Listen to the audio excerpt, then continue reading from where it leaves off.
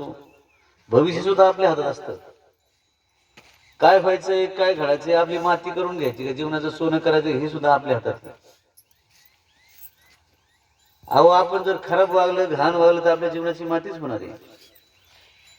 आपण जर चांगलं वागलो, दुसऱ्याच्या कामी पडलो तर आपलं सोनच होणार आहे. त्याच्यात देव सुद्धा त्याला रोखू शकत नाही मग त्याच्या कल्याणापासून.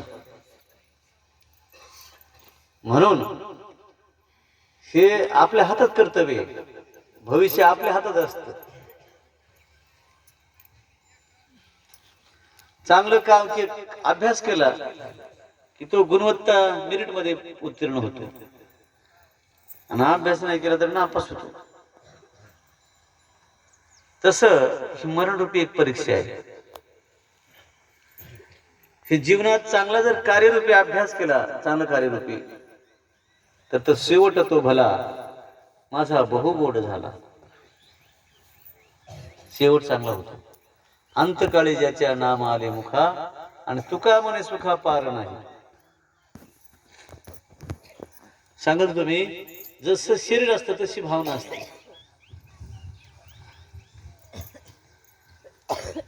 त्या ज्योतिषाचार्याला भविष्य समजलं, त्यांनी भविष्य बघितलं स्वतःच. पुढच्या योनीमध्ये ते मनुष्य योनीतून जाणार आणि त्यांना पुढची योनी डुकराची प्राप्त होणार होती. ते डुकर होणार होत. आता डुकर आवडतं का? कुठेही गटारात पडत काही होत. ते भविष्यकार म्हटले मला तर असली घाण योनी डुकराची नको नको नको म्हटले.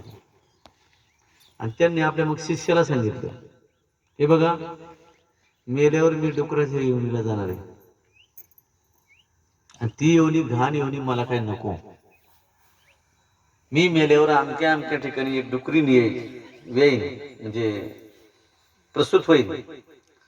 आणि प्रसूत झाली की ते 5-25 पिल्लं होते ना, पण त्याच्यात एक चट्ट्या पट्ट्याचं असं खैर वांड पिल्लू राहील. आणि ते चट्ट्या पट्ट्याचं पिल्लू म्हणजेच मी. माझा जन्म आहे. मला ते योनीत नको, मला लगेच मारा म्हटलं. ठरल्याप्रमाणे ते भविष्यकार गेले आणि गेल्याबरोबर तिकडे डुकरीन प्रसूत झाली, व्याली आणि तिला असं चट्ट्या पट्ट्याचं एक पिल्लू झालं. लगेच हे शिष्याच्या लक्षात आलं की हेच आपले गुरु महाराज आहेत. आणि आपल्या गुरु महाराजांनी सांगितलं की मला हे योनीत नको म्हणून मारून टाकायचं. लगेच धावले सर्व, म्हणले ह्या योनीतून मुक्त करायचे त्या भविष्यकाराला. लागले मारायला सर्व. कोणी दगड मारतय, कोणी काठ्या मारतय. मग ते भयंकर मार लागायला लागला ना पिल्लाला द्या.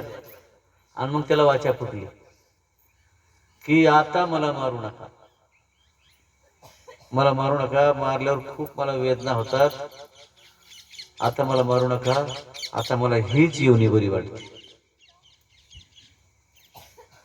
ते शरीर बदललं की भावना बदलतात. ते डुकराच्या योनीला गेलं तर मग त्याला तेच बरं वाटणार.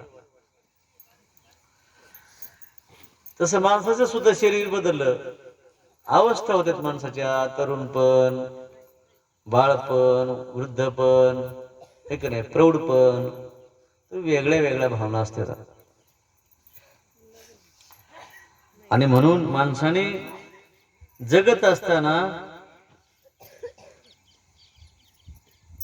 दुसऱ्यासाठी जगलं पाहिजे. दुसऱ्यासाठी जगणं हेच खरं आपल्यासाठी जगणं आहे. आपण जेवढं दुसऱ्याच्या कार्याला जाऊ, लग्नाला, सुखदुःखाला, तेवढे ते माणसं जमत असतात आपल्या कार्याला. आज इथं आपल्या गावात 2-3 कार्य आहेत, लग्न येत आहे, तरी पण किती माणसं जमलेत. आणि वस्तीवर असून सुद्धा, गावात जर असते त्याच्यात चौपट असते, वस्तीवर सुद्धा एवढे माणसं जमलेत. म्हणजे आदरणीय श्री शहादेव रामराव बटुळे हे दुसऱ्याच्या कार्यामध्ये नेहमी जातात. आणि ते म्हणजे गडाचे वारकरी बी आहेत आपल्या. प्रत्येक मी माझ्या लहानपणापासून बघतोय तारकेश्वरकडे शिवारी करतात ते, आणि त्यांनी काय अमृत केलेत का काय कोणा ठेवते. मी पहिल्यापासून तसेच आहेत ते, हाय का नाही. ते जाडही होत नाहीत, पातळही होत नाहीत, म्हातारे व्हायना ते, म्हणजे ते अमृत होणार काय कोणा. मी माझ्या लहानपणापासून